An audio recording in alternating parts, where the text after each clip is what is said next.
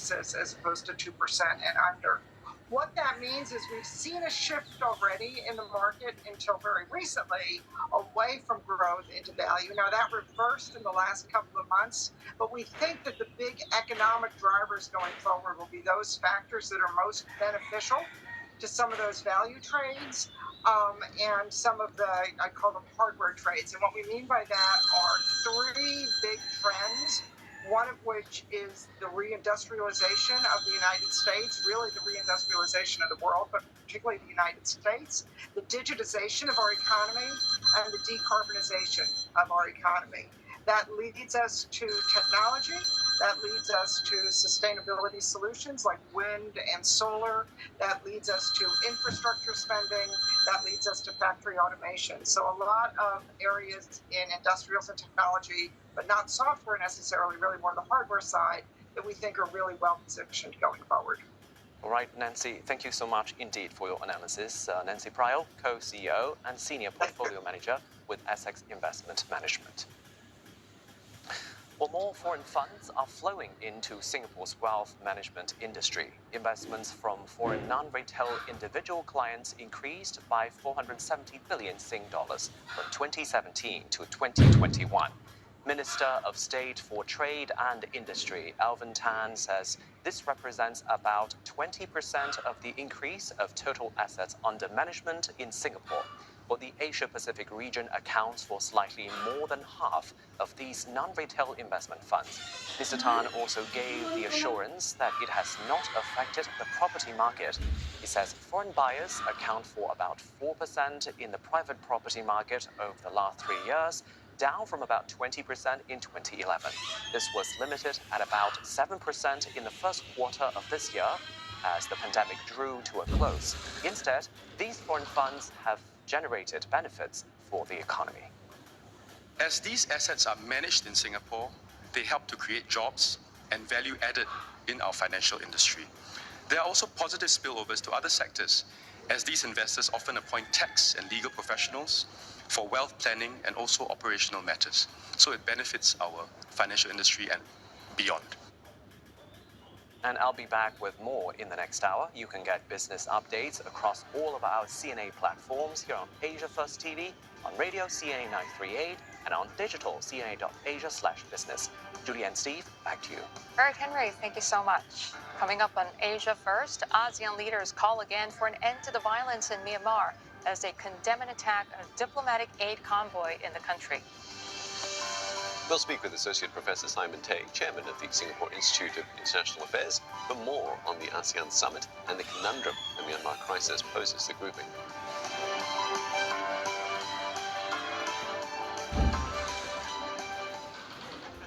Warm memories wherever you go. The weather, sponsored by Qatar Airways.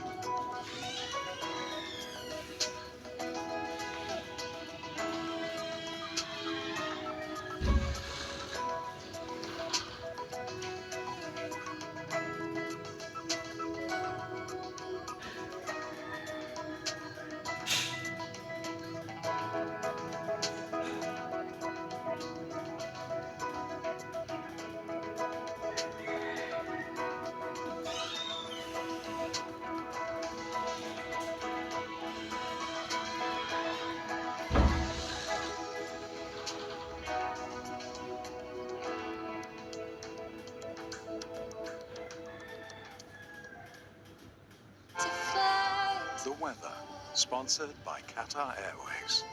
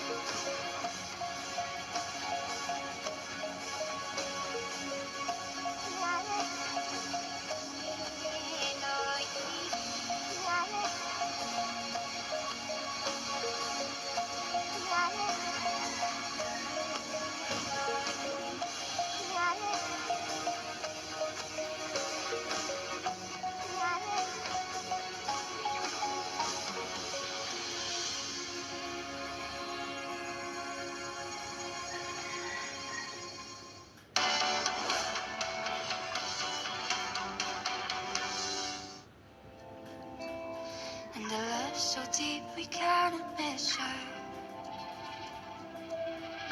Ain't nobody loves me better, makes me happy, makes me feel this way. Ain't nobody loves me better than you.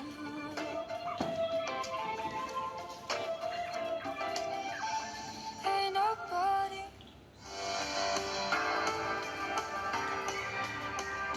Good morning and welcome back to Asia First. It's 7:30 here in Singapore. If you're just joining us, here's a recap of our headlines.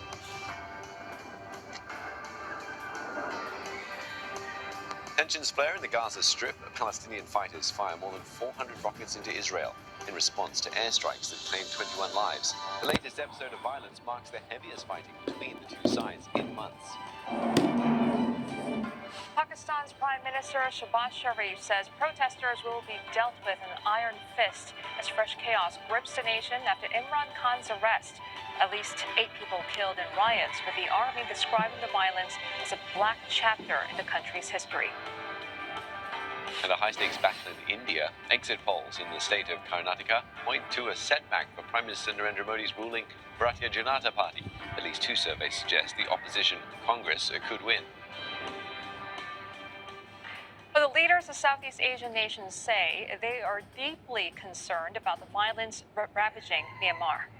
In a statement issued at the ongoing ASEAN summit in Indonesia, they condemned a recent attack on a diplomatic convoy delivering humanitarian aid to the country.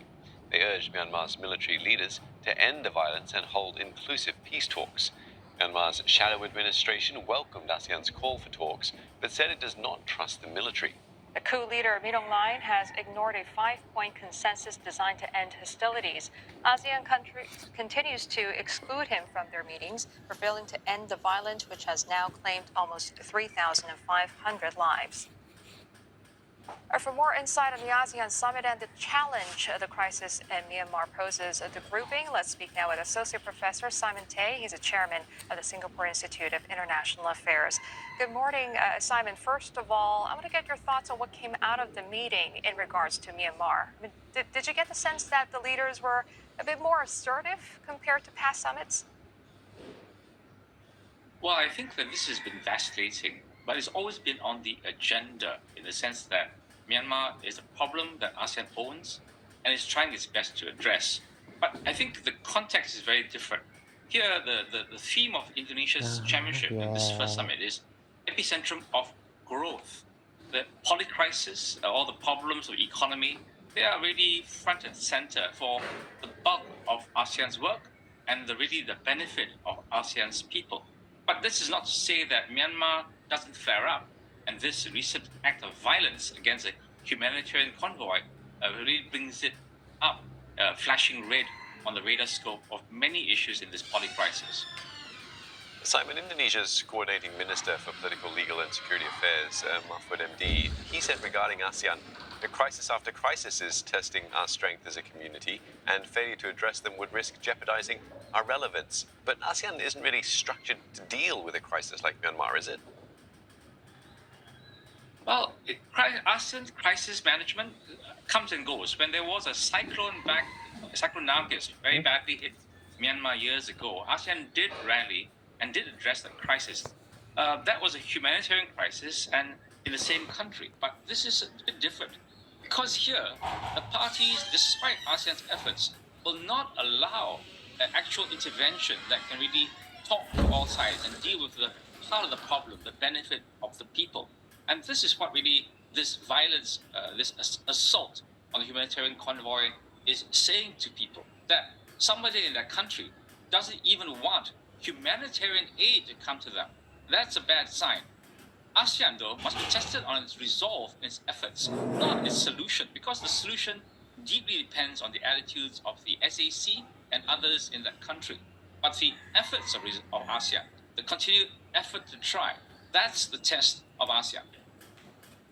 Simon, Myanmar generals remain barred from the summit. Do you think it's a good idea, given